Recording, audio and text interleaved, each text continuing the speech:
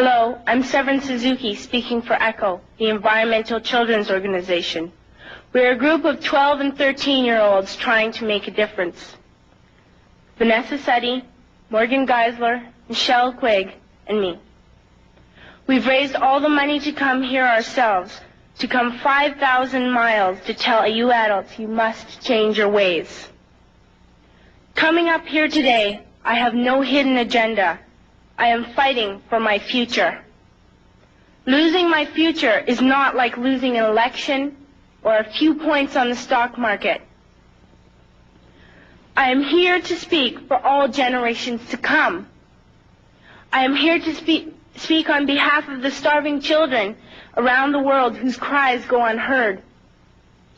I am here to speak for the countless animals dying across this planet because they have nowhere left to go.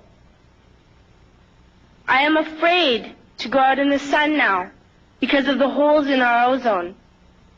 I am afraid to breathe the air because I don't know what chemicals are in it. I used to go fishing in Vancouver, my home, with my dad, until just a few years ago we found the fish full of cancers. And now we hear of animals and plants going extinct every day, vanishing forever. In my life, I have dreamt of seeing the great herds of wild animals, jungles and rainforests full of birds and butterflies. But now I wonder if they will even exist for my children to see.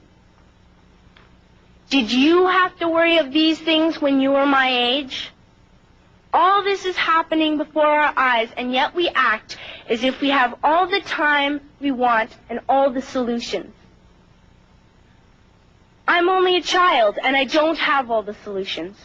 But I want you to realize, neither do you. You don't know how to fix the holes in our ozone layer. You don't know how to bring the salmon back up in a dead stream.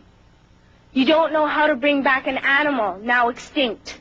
And you can't bring back the forest that once grew where there is now a desert. If you don't know how to fix it, please stop breaking it.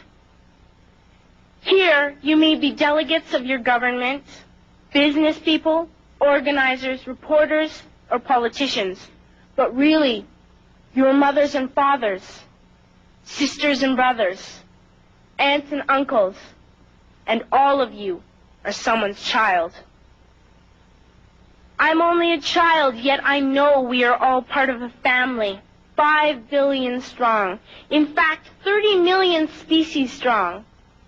And borders and governments will never change that. I'm only a child, yet I know we are all in this together and should act as one single world towards one single goal. In my anger, I am not blind, and in my fear, I am not afraid of telling the world how I feel. In my country, we make so much waste. We buy and throw away, buy and throw away, buy and throw away, and yet northern countries will not share with the needy. Even when we have more than enough, we are afraid to share. We are afraid to let go of some of our wealth. In Canada, we live the privileged life, with plenty of food, water, and shelter. We have watches, bicycles, computers, and television sets. The list could go on for 2 days. 2 days ago, here in Brazil, we were shocked when we spent time with some children living on the streets. This is what one child told us. I wish I was rich. And if I were, I would give all the street children food, clothes, medicines, shelter, and love and affection. If a child on the streets who has nothing is willing to share, why are we who have everything still so greedy?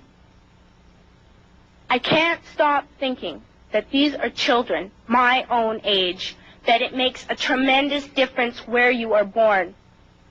That I could be one of those children living in the favelas of Rio. I could be a child starving in Somalia, or a victim of war in the Middle East, or a beggar in India.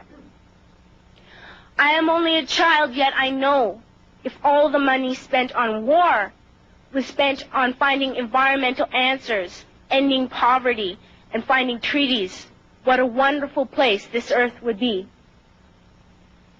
At school, even in kindergarten, you teach us how to behave in the world. You teach us not to fight with others, to work things out, to respect others, to clean up our mess, not to hurt other creatures, to share, not be greedy. Then why do you go out and do the things you tell us not to do?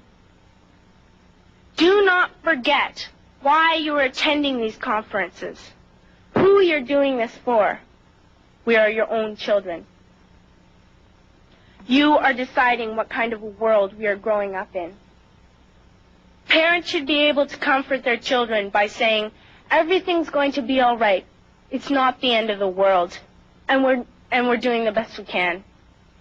But I don't think you can say that to us anymore. Are we even on your list of priorities? My dad always says, you are what you do, not what you say. Well, what you do makes me cry at night. You grown-ups say you love us, but I challenge you, please, make your actions reflect your words. Thank you.